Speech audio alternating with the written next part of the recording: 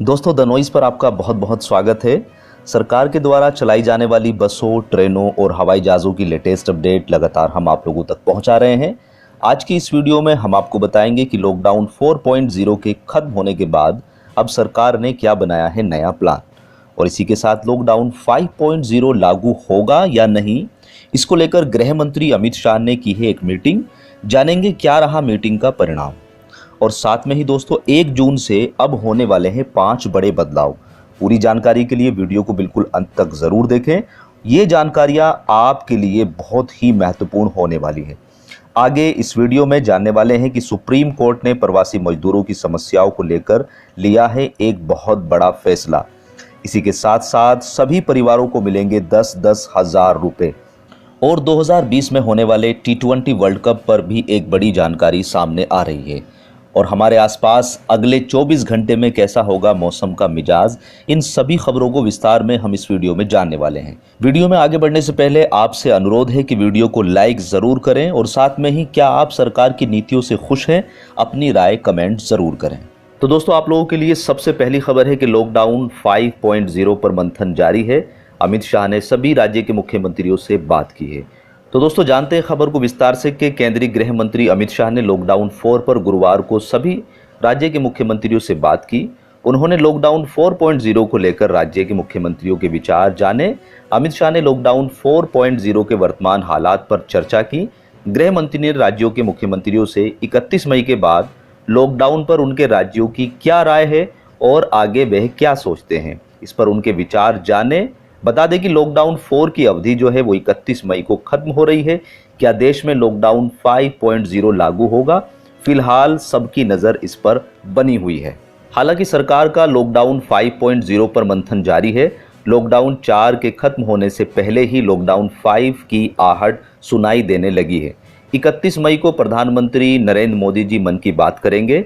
सूत्रों का कहना है कि मन की बात में पीएम मोदी बहुत कुछ साफ कर सकते हैं। वैसे सूत्रों का यही कहना है कि 2 हफ्ते के लिए लॉकडाउन आगे भी बढ़ सकता है। साथ में ही सरकार ज्यादा छूट देकर अर्थव्यवस्था को पटड़ी पर लाने की कोशिश करती दिखाई दे रही है। लेकिन जो जिले कोरोना से सबसे ज्यादा प्रभावित हैं, उन्हें इस बार भी राहत मिलने की उम्मीद कम नजर आ रही है। सूत्रों के मुताबिक लॉकडाउन 5 में 11 शहरों पर सख्ती जारी रहेगी। ये वो शहर हैं जहां कोरोना का संक्रमण लगातार बढ़ रहा है। दोस्तों, अगली खबर जो है प्रवासी मजदूरों को आ रही समस्याओं को लेकर है। यहाँ पर सुप्रीम कोर्ट ने आदेश दिया है और साथ में ही अगले हफ्ते फिर दोबारा इस केस की सुनवाई पर विचार करेगी सुप्रीम कोर्ट। तो दोस्तों, खबर को विस्तार से जानते हैं कि देश की सबसे बड़ी अदालत ने आखिरकार आज प्रवासी मजदूरों की बदहाली पर संज्ञान लिया है और सुनवाई की है। मजदूरों को बिना किराया वसूल भेजने समेत कई अंतरिम आदेश जारी किए हैं। केंद्र और राज्य सरकारों से विस्तृत जवाब भी मांगे हैं। कोर्ट ने जो आदेश पारित किया है उसके कुछ महत्वपूर्ण बिंदु ये है कि मजदूरों से ट्रेन या बस का किराया ना लिया जाए। साथ में ही जो जहां फंसा है वहां की सरकार उसे भोजन मुहैया कराए, और कहां पर भोजन उपलब्ध है उसकी जानकारी सभी मजदूरों को प्रोवाइड करे।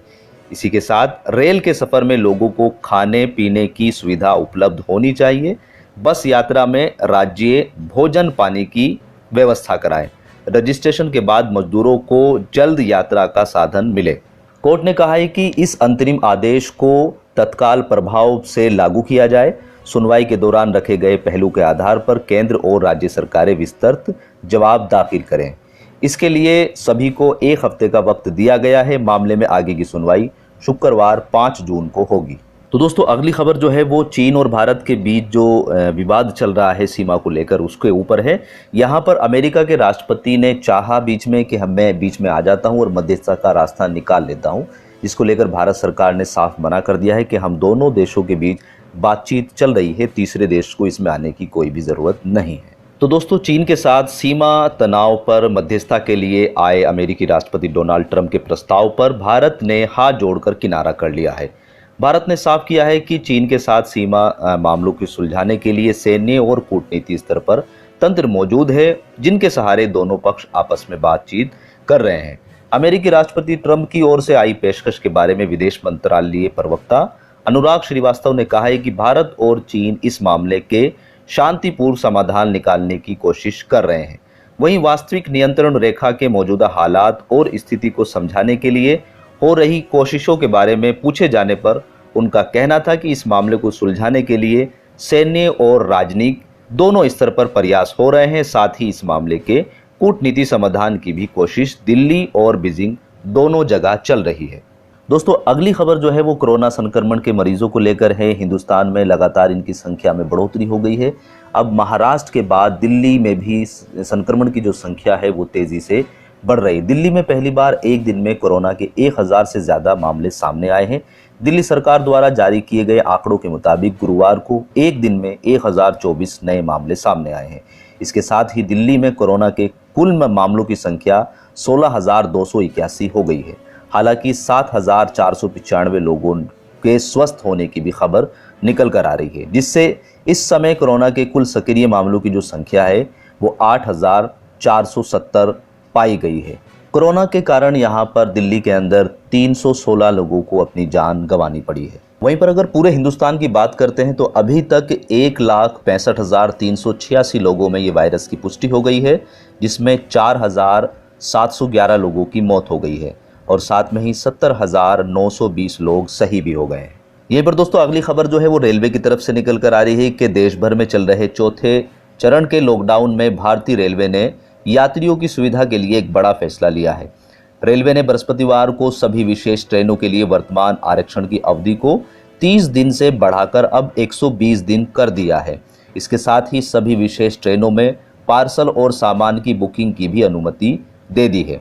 रेलवे ने कहा है कि 15 जोड़ी ट्रेन जो 12 मई से चल रही हैं, अब वो 100 जोड़ी ट्रेन 1 जून से चलने वाली हैं। 31 मई को समाप्त हो रहे चौथे चरण के लॉकडाउन के बाद रेलवे 1 जून से परिचालित होने वाली 200 स्पेशल ट्रेनों के लिए आधिकारिक वेबसाइट और मोबाइल ऐप के अलावा चुनिंदा रेलवे स्टेशनों के काउंटर, पोस्ट ऑफिस, यात्री टिकट सुविधा केंद्र और आधिकारिक एजेंट, पैसेंजर रिजर्वेशन सिस्टम और कॉमन सर्विस सेंटर से भी टिकट की बुकिंग करवा सकता है।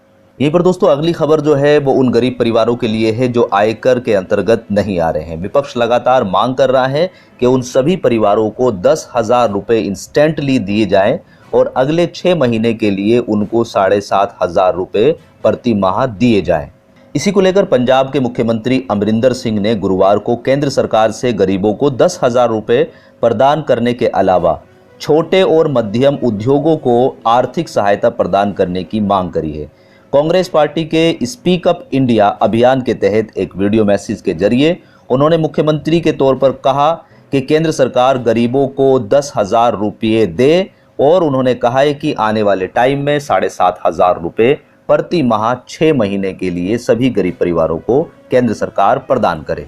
दोस्तों, इस लॉकडाउन में जो सबसे ज़्यादा परेशान है वो हैं केवल गरीब लोग, क्योंकि उनके पास इस वक्त खाने को कुछ नहीं है और सरकार को चाहिए कि ज़्यादा से ज़्यादा उन गरीब लोगों की मदद करनी चाहिए। तो विपक्ष का जो फैसला है कि 10,000 रुपये सभी गरीब परिवारों को पहुंचने चाहिए, तो इसका हम भी फेवर करते हैं। आपकी दोस्तों क्या राय है? क्या आप भी चाहते हैं कि गरीब परिवारों तक अमाउंट ट्रांसफ़र होना चाहिए या नहीं? अपनी राय कमेंट ज़रूर करें। यहीं पर दोस्तों अगली खबर जो है वो किसानों के लिए कि मोदी सरकार एक बड़ा फैसला लेने जा रही है कि किसानों के द्वारा जो 1 लाख करोड़ रुपए का कर्ज लिया गया है अब उसको सरकार माफ करने जा रही है। जी हाँ दोस्तों, मोदी सरकार जल्द ही एक बड़ा ऐलान करने जा रही है जिससे बैंकिंग सेक्टर, बाजार और पूरी की पूरी अर्थव्यवस्था पर बड़ा असर पड़ने की संभावना है। केंद्र एक योजना पर काम कर रही है जिसके तहत देश भर के किसानों का 1 लाख करोड़ रुपए का कर्ज माफ किया जाएगा। जी न्यूज़ के अनुसार सरकार चरणबद्ध तरीके से इसका ऐलान करेगी। किसानों के लिए पहले चरण में 25,000 करोड़ रुपए की कर्ज माफी का ऐलान कर सकती है। किसानों के लिए ये बड़ी राहत होगी। यहीं पर दोस्तों बढ़ते हैं अपनी अगली खबर की तरफ कि अब 1 जून से आपको 5 बड़े बदलाव देखने को मिलने वाले हैं। जी हाँ दोस्तों, यहाँ पर पहला बदलाव कि ट्रैक पर दौड़ेंगी 200 ट्रेनें। जी हाँ दोस्तों, यहाँ पर भारतीय रेलवे फिलहाल श्रमिक और स्पेशल ट्रेनों का संचालन कर रहा है। 1 जून से रेल मंत्रालय ने 200 ट्रेनों को चलाने की घोषणा कर दी है। इन ट्रेनों के लिए रिजर्वेशन भी शुरू हो गया है। वहीं रेलवे कुछ चुनिंदा स्टेशनों पर अपने टिकट काउंटर भी खोलने जा रही है। अगर आप किसी शहर में फंसे हुए हैं तो फिर इन ट्रेनों के जरिए यात्रा कर सकते हैं। ये सभी ट्रेनें अपने टाइम टेबल के अनुसार पहले की तरह ही चलेंगी। यहीं पर दोस्तों दूसरा बदलाव जो है वो शुरू होने वाला है वन नेशन वन कार्ड। देश भर में राशन कार्ड के लिए 1 जून से वन नेशन वन कार्ड की योजना पूरी तरह से लागू हो जाएगी। फिलहाल ये स्कीम 20 राज्यों में शुरू होगी। इस स्कीम का ये फ़ायदा होगा कि राशन कार्ड किसी भी राज्य में बना हो, उसका राशन खरीदने के लिए उपयोग दूसरे राज्यों में भी हो सकता है। इससे गरीबों को बहुत फ़ायदा पहुंचेगा। यहीं पर दोस्तों जो अगला बदलाव है आपको देखने को मिलेगा वो गो एयर की उड़ानें भी अब शुरू हो जाएंगी। Low budget airline company Go Air भी अब 1 जून से अपनी उड़ानों को शुरू करने जा रही है। अन्य कंपनियां 25 मई से इसकी शुरुआत कर चुकी है, लेकिन गो एयर ने इसके लिए 1 तारीख का ऐलान पहले ही कर दिया था। हवाई यात्रियों को उड़ानों में कई सारे नियमों का पालन करना होगा। इसी के साथ जो अगला बदलाव है वो गैस सिलेंडर के दामों में देखने को मिल सकता है कि तेल कंपनियां हर माह की पहली तारीख को गैस सिलेंडर की कीमतों में बदलाव करती है। ऐसे में इस बार भी ये बदलाव होगा। कच्चा तेल फिलहाल $32 प्रति बैरल के करीब है। हालांकि लॉकडाउन के चलते कई राज्य सरकार पहले ही पेट्रोल डीजल पर वैट बढ़ा चुकी है। वहीं कुछ राज्य 1 जून से वैट बढ़ाने जा रही है। हो सकता है इस बार सिलेंडर की कीमत कम हो, लेकिन वैट बढ़ने से आपको ज़्यादा कीमत अदा करनी पड़े। यहीं पर दोस्तों अगला बदलाव जो है वो आपको उत्तर प्रदेश की बसों में देखने को मिलने वाला है कि अभी तक उत्तर प्रदेश में बसों को परमिशन नहीं दी गई है, लेकिन 1 जून से आपको बसों का सफ़र करना आसान हो जाएगा। अगर आप यूपी रोडवेज से सफ़र करते हैं तो खबर आपके लिए है कि यूपी में 1 जून से बसें चलाने का ऐलान कर दिया गया है। सभी बसों को सैनिटाइज़र और फिट करने के आदेश भी दे दिए गए हैं। कोविड-19 के चलते सरकार की तरफ से जारी गाइडलाइन का पालन बस अड्डे प्रभारी से लेकर ड्राइवर कंडक्टर को भी करना होगा। बस में क्षमता से आधी सवारी बैठेंगी और सबको मास्क और आरोग्य सेतु ऐप का डाउनलोड करके प्रयोग करना जरूरी होगा। बस में बैठने से पहले हाथों को सैनिटाइजर करना जरूरी होगा। यहीं पर दोस्तों अगली खबर जो है वो T20 वर्ल्ड कप को लेकर है। क्या T20 वर्ल्ड कप 2020 में होगा या वो कैंसिल हो जाएगा? तो दोस्तों यहाँ से अपडेट निकल कर आ रही है कि T20 वर्ल्ड कप इस साल ऑस्ट्रेलिया में 18 अक्टूबर से 15 नवंबर के बीच होने वाला है। ऐसी खबर थी कि कोरोना संकट को देखते हुए 28 मई को आईसीसी बैठक में T20 वर्ल्ड कप टलने पर फैसला ले सकती है।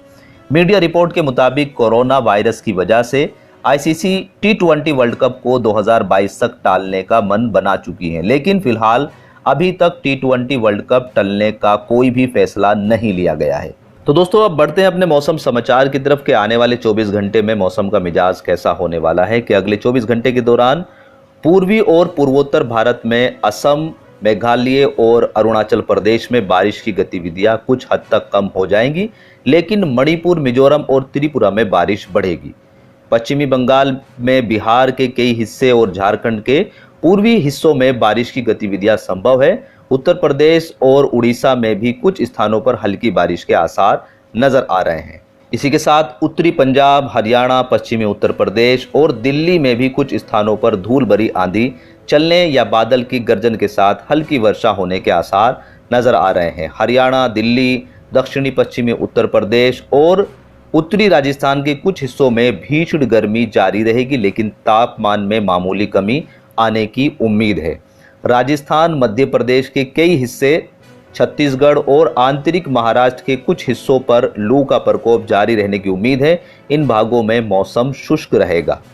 केरल, दक्षिणी आंतरिक कर्नाटक और तमिलनाडु के कुछ हिस्सों पे प्री मानसून वर्षा जारी रहने की उम्मीद है। अंडमान निकोबार द्वीप समूह और लक्षद्वीप पर मध्यम से भारी बारिश हो सकती है। तो दोस्तों ये थे आज के कुछ मुख्य समाचार। उम्मीद करते हैं कि वीडियो आपको पसंद आई होगी। वीडियो पसंद आई है तो लाइक कीजिएगा, शेयर कीजिएगा और अगर अभी तक भी चैनल को सब्सक्राइब नहीं किया है तो चैनल को सब्सक्राइब भी ज़रूर कर लीजिएगा।